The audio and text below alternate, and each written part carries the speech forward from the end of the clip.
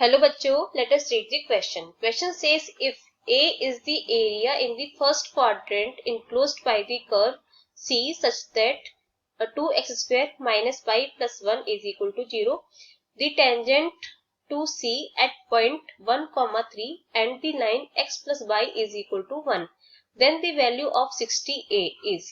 तो यहाँ से हम इसके लिए सबसे पहले की कंसेप्ट को समझ लेते हैं. की कंसेप्ट, तो यहाँ से पैराबोला की इक्वेशन हमें पता है क्या होती है, y is equal to x square. ये हमारा अपवार्ड पैराबोला होता है. तो अब हमें यहाँ पे क्वेश्चन में क्या गिवन है, पहली इक्वेशन हमें गिवन है 2x square minus y plus 1 is equal to 0. ये भी हमारी पैराबोला की इक्वेशन है, y is equal to 2x square plus 1 upward parabola given है. इससे हमें टेंजेंट का जो पॉइंट दे रखा है वो दे रखा है 1,3. तो इसी के अकॉर्डिंग हम टेंजेंट की इक्वेशन लिखते हैं. तो क्या हो जाएगी 2, यहाँ पर एक्स स्क्वायर की जगह एक्स एक्स वन और फिर माइनस ये हो जाएगी ये बाई प्लस बाई 1 अपॉन 2 और ये प्लस 1 इज इक्वल टू 0. ये है हमारा x1, ये है हमारा y1. तो हम वैल्यूज को पुट कर देते हैं. तो ये तो हो जाएगा 2x, x1 की वैल्यू 1, ये हो जाएगा y plus 3y2, y plus 3y2 और प्लस 1 इज इक्वल टू 0. इसको सिंप्लीफाई कर लेते हैं तो एलसीएम लेंगे तो ये हो जाएगा 4x माइनस ये y माइनस 3 और ये प्लस 2 और ये 2 0 में चला जाएगा. तो कितना बचा, ये हो जाएगा हमारे पास में y is equal to 4x minus 1. तो यहाँ से अब हम इसके ग्राफ को ड्रॉ करने के लिए पॉइंट्स निकाल लेते हैं. तो अगर हम y is equal to 0 put करते हैं और x is equal to 0 put करते हैं, अगर हम यहाँ से y is equal to 0 put करेंगे तो x की वैल्यू हमें क्या मिलेगी, x की वैल्यू हमें मिलेगी यहाँ से 1/4. और अगर हम x is equal to 0 put करते हैं तो हमें यहाँ से y की वैल्यू कितनी मिलेगी, y की वैल्यू मिलेगी हमें यहाँ से -1. तो कोऑर्डिनेट्स क्या आ गए, पहले आ गए 1,4, 0, दूसरे आ गए 0, -1. और इसके अलावा हमें एक और इक्वेशन दे रखी है x plus y is equal to 1, x plus y is equal to 1. इसके भी ऐसे कोऑर्डिनेट्स क्या हो जाएंगे 0, 1 और 1, 0. तो अब हम यहाँ पे ग्राफ को ड्रॉ कर लेते हैं. तो सबसे पहले हम पैराबोला ड्रॉ करेंगे. यहाँ पे ग्राफ ड्रॉ करते हैं. तो पैराबोला की इक्वेशन क्या थी हमारे पास में, वो थी y is equal to 2x square plus 1. तो ये थोड़ा ऊपर शिफ्ट हो जाएगा. अगर ये हम पॉइंट्स यहाँ पर ले लें, ये 1, ये 1, यहाँ पर 1, ये 1, तो ये हमारा ऊपर शिफ्ट होकर के ये बनेगा 2x स्क्वायर प्लस 1 का, ये 2x स्क्वायर प्लस 1. उसके अलावा हमें एक लाइन ड्रॉ करनी है 0, 1 और 1, 0. 0, 1 होगा हमारा इधर, ये 0, 1, 0, 1, ये यहाँ से एक ब्रैकेट, यहाँ से 1, 0 इधर. तो दोनों को हम मिला देते हैं तो ये आ गया हमारा ये x plus y is equal to 1.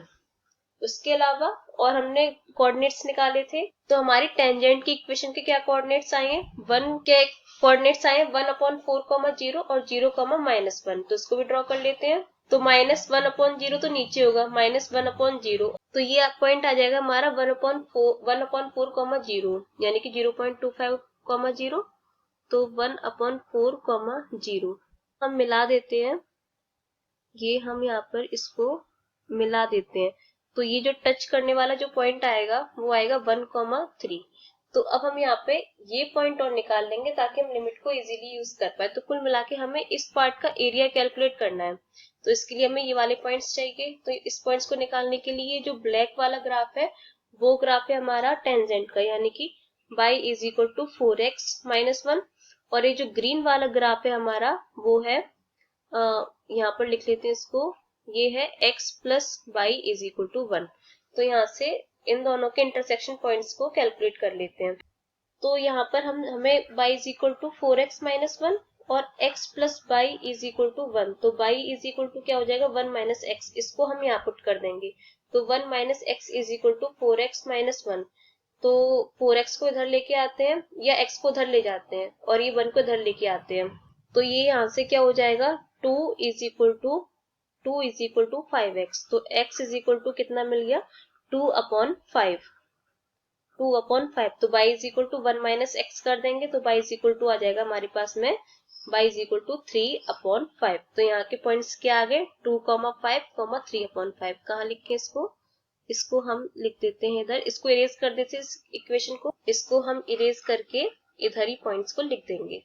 यहाँ पे ये 2/5, 3/5। तो अब हम यहाँ से एरिया को कैलकुलेट कर पाएंगे, तो एरिया कैलकुलेट करते हैं यहाँ से। तो a इज इक्वल टू तो जो सबसे पहली लिमिट आएगी वो आएगी हमारी 0 से लेके 2/5 तक, 0 से लेके 2/5 तक। किसकी इक्वेशन आ रही है यहाँ पर, ये पैराबोला की इक्वेशन लेंगे सबसे पहले, और उसमें से हम यहाँ पर जो लाइन की इक्वेशन है y is equal to 1 minus x, इसको माइनस कर देंगे। तो यहाँ से हमें क्या मिलेगा 2x² प्लस 1 माइनस, यहाँ से y इज इक्वल टू क्या हो जाएगा 1 माइनस एक्स, तो 1 माइनस एक्स, ये हमने माइनस कर दिया, और ये dx प्लस, उसके बाद हम 2/5 से लेके 1 तक, ये हमारा यहाँ पर 1 है, ये हमारा यहाँ पे 1 है, तो 2/5 से लेके 1 तक। और इसमें हम क्या करेंगे पैराबोला की